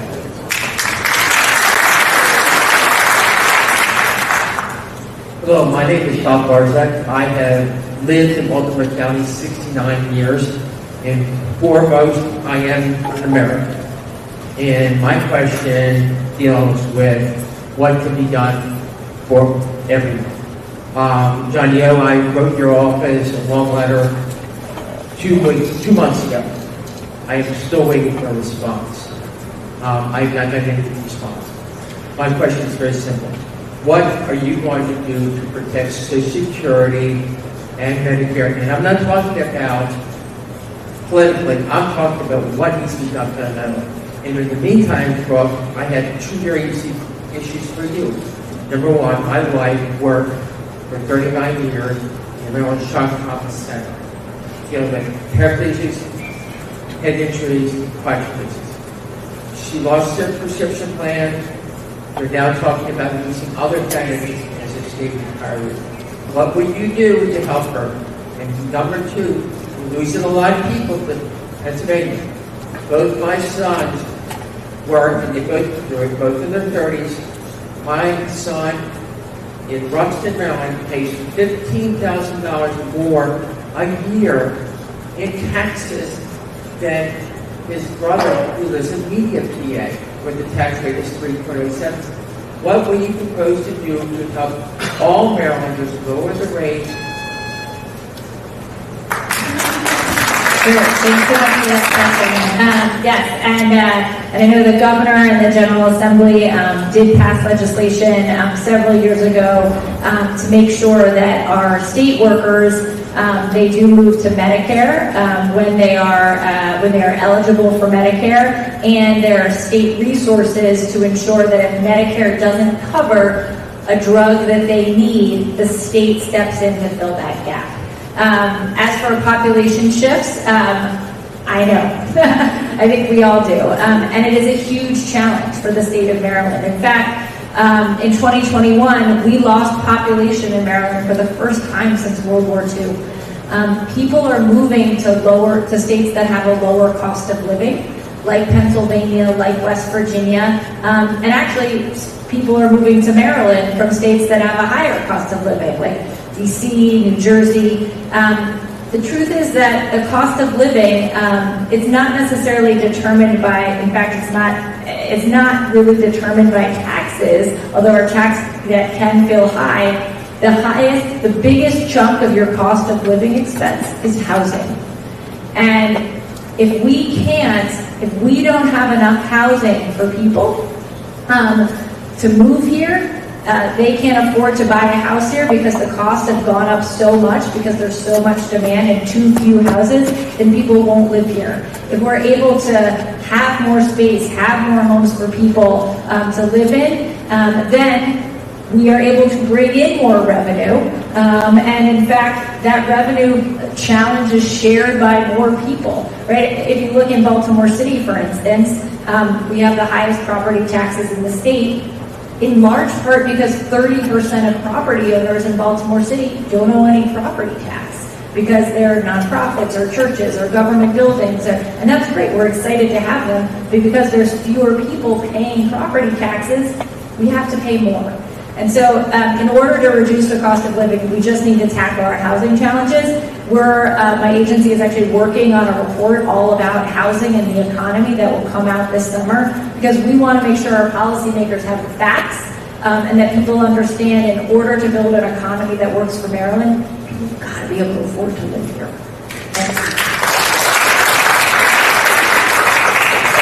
Whatever it takes.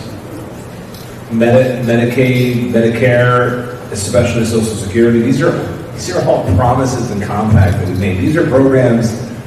Social Security is something you all have paid into your entire life.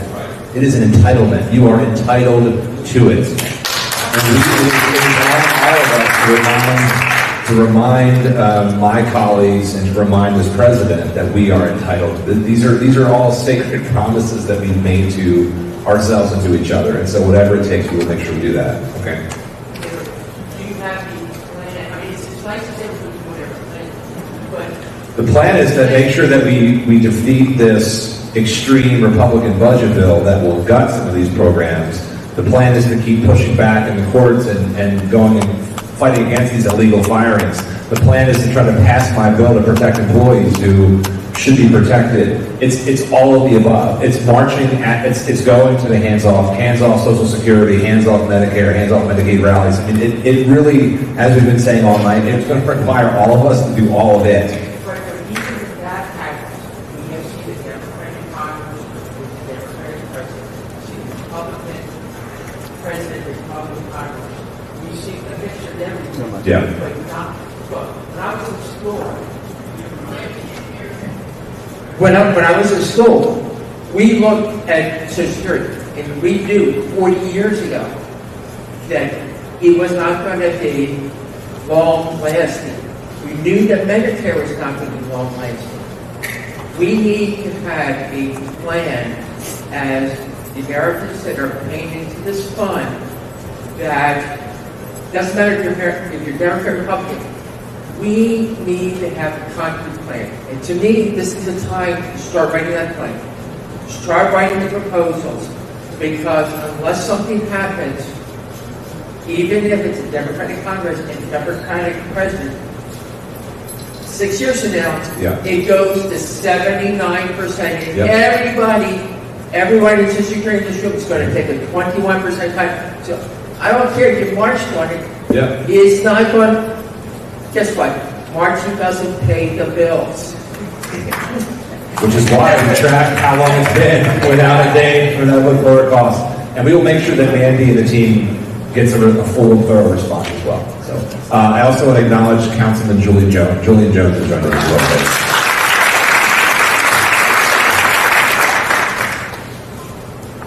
Thanks for being here. I'm a federal contractor, and I appreciate your commitment to standing up on behalf of federal workers and my colleagues who are contractors. Please don't forget us as federal contractors. We have in support of the federal workforce. I spent the last 7 years working as a contractor on behalf of the Veterans Administration for the federal workforce. doctors, nurses, and administrative staff at the VA, including at the Baltimore VMC and the Perry Point Community Care Office. Veterans affairs, veterans issues are very near and dear to my heart, and I'm not a veteran. Will you commit to working with your colleagues on the HVAC and SVAC to make sure that Veterans Health Administration direct care system is not disrupted, cut, or hurt in any way by bills like the Access Act, which are currently making its way through the system? I know you're not on that committee, but we take steps to make sure that doesn't pass. You have my full, complete support. I think there's no greater calling than I know our Attorney General is a veteran who said, like, there's no greater service. And again, this budget bill that has passed, and that my colleagues on the Republican side now have to actually spell out the cuts and not just say the words aren't in the bill. When that budget bill comes forward, there will be $800 billion of cuts to Medicaid. There will be $800 billion of cuts. The Congressional Budget Office has already been clear in their analysis. There will be cuts to hungry kids and families in SNAP. There will be cuts to veteran benefits, including the burn pits that we recently got fixed and funded. That's real. And so that's what we're facing. So you've got my commitment, but it's not just stopping the other bits. It's this baseline reconciliation package that's going to be working its way through Congress that has real consequences for all of us.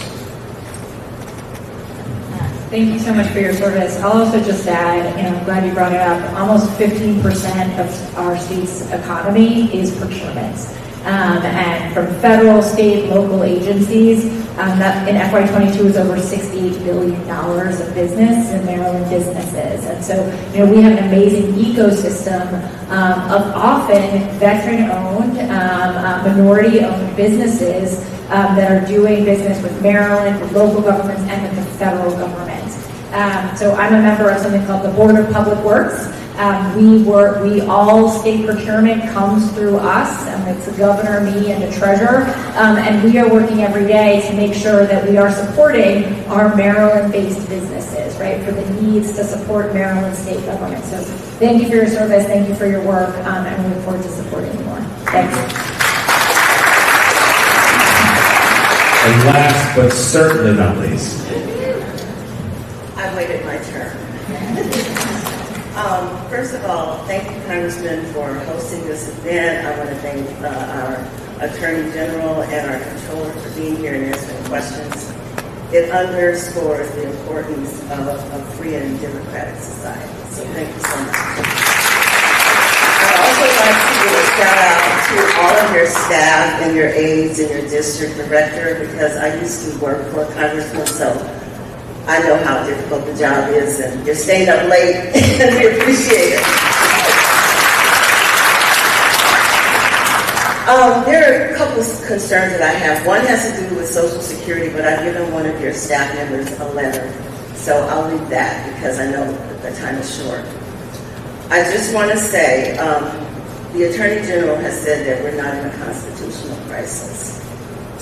And I just have to say, we may not be in a constitutional crisis, but I really want to know what kind of crisis we're in when a group of people we do not know can break into government agencies, take access to our personal and private information.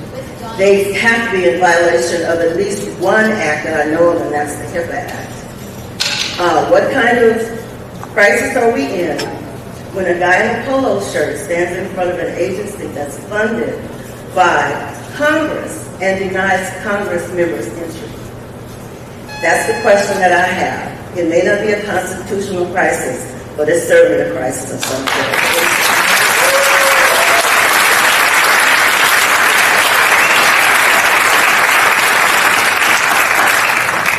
I actually think that's a good place to leave things. I think it's a charge to all of us to think about what's in front of us today, tomorrow, and the next week. Thank you all so much for being so giving and generous of your time. Thank you for your passion and for your care for your country, but more importantly, for each other. And I think the last thing I want to leave you with, in addition to thanking Towson again, thanking my partners and friends, Anthony and Brooke, for being here, is this. if we care for our families and our neighbors and each other, we can get through anything. And so, as we go home to our family and to our friends and our neighbors, let's take that care to each other, and let's do that one thing for them, even as we do this one thing for this country that we all share.